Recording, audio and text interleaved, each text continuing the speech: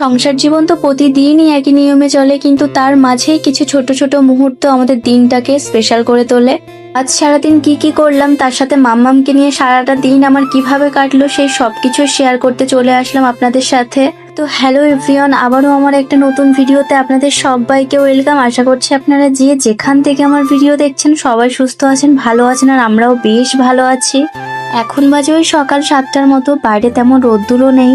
এই সকালের দিকে গরমের তাপমাত্রা একটু কম থাকে, কিন্তু 10টার পর থেকে ভীষণ পরিমাণে গরম পড়ে। সে সময় রান্না বান্না করাটাও ভীষণ মুশকিল হয়ে যায়। তবে আজ মঙ্গলবার, আর আজকে মাম্মামের টিউশন আছে সকাল 7:30 থেকে, তো সেই জন্য ওকে ফ্রেশ করিয়ে ব্রেকফাস্ট করিয়ে রেডি করিয়ে দিলাম। এবার ওর পাপার সাথে ওকে পাঠিয়ে দেব। এই তো সেদিনের কথা, মনে হয় গতকালই যেন ওকে কোলে নিয়েছিলাম। আর আমার কোল আলো করে আসে সেই ছোট্ট মেয়েটাও দেখতে দেখতে বড় হয়ে যাচ্ছে। সন্তানের বড় হয়ে ওঠার চেয়ে সুন্দর দৃশ্য একজন মায়ের কাছে আর হতে পারে না। আসলে সময় তো আর থামিয়ে রাখা যায় না।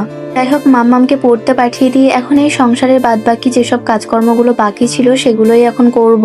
তবে আজ হাতে সেরকম খুব একটা বেশি সময় নেই, তাও ভেবেছি একটু হালকা করে ডাস্টিং করব আর ড্রেসিং টেবিলের র্যাকগুলো একটু পরিষ্কার করব। তবে আমার একজন মিষ্টি ভিউয়ার শাহানাজ আমাকে জিজ্ঞাসা করেছে, তোমার ঘরের ড্রেসিং টেবিল আর আলমারিটার দাম কত? আমার রুমের ড্রেসিং টেবিল আর আলমারিটা প্রায় 3 বছর আগের কেনা। তখন ওই রুমের ড্রেসিং টেবিলটার দাম পড়েছিল প্রায় 4,000 টাকার মতো, আর আলমারিটা 12,000 টাকার মতোই নিয়েছিল। তবে এখন কমতেও পারে আবার বাড়তেও পারে, তবে এখন কিরকম দাম সেটা আমার জানা নেই। বেশ কয়েকদিন ধরে ভেবে রেখেছিলাম যে রুমের সিলিং ফ্যানটার সাথে সাথে এই স্ট্যান্ড ফ্যানটাও পরিষ্কার করব।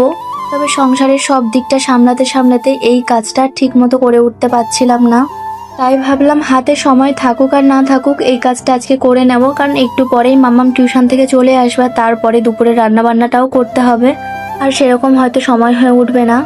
স্ট্যান্ড ফ্যানটা পরিষ্কার করে নিয়ে আগের দিন সন্ধ্যায় কিছুটা জামা কাপড় কেচে ছাদে মেলে দিয়ে এসেছিলাম, তো সেগুলোই তুলে আনলাম। আর সকালে কিছুটা জামা কাপড় ছিল মাম্মামের, সেগুলোও ছাদে ধুয়ে কেচে মেলে দিয়ে আসলাম। তবে আমাদের 3 জনের জামা কাপড়ের মধ্যে মাম্মামের জামা কাপড়টাই একটু বেশি বেরোয় প্রতিদিন। আর এখন বাজে ওই বেলা 11টার মতো, আর এর মাঝে মাম্মামও টিউশন থেকে চলে এসেছে। তবে আপনাদের মধ্যেই একজন আমাকে জিজ্ঞাসা করেছেন যে আমি একা হাতে সংসার আর বাচ্চা সামলাই কিভাবে। মাম্মাম কি ভীষণ শান্ত, নাকি আমি ওকে ফোন দিয়ে রাখি? তবে আর 5টা বাচ্চার মতো মাম্মামও ভীষণ চঞ্চল, তবে আমি একদমই ওকে স্ক্রিন টাইম দিই না। তবে 1 বছর আগে এমনও দিন ছিল যে আমি মাম্মামকে ফোন ছাড়া খাওয়াতেই পারতাম না। তবে আস্তে আস্তে করে এই অভ্যাসটাও আমি ছাড়িয়েছি।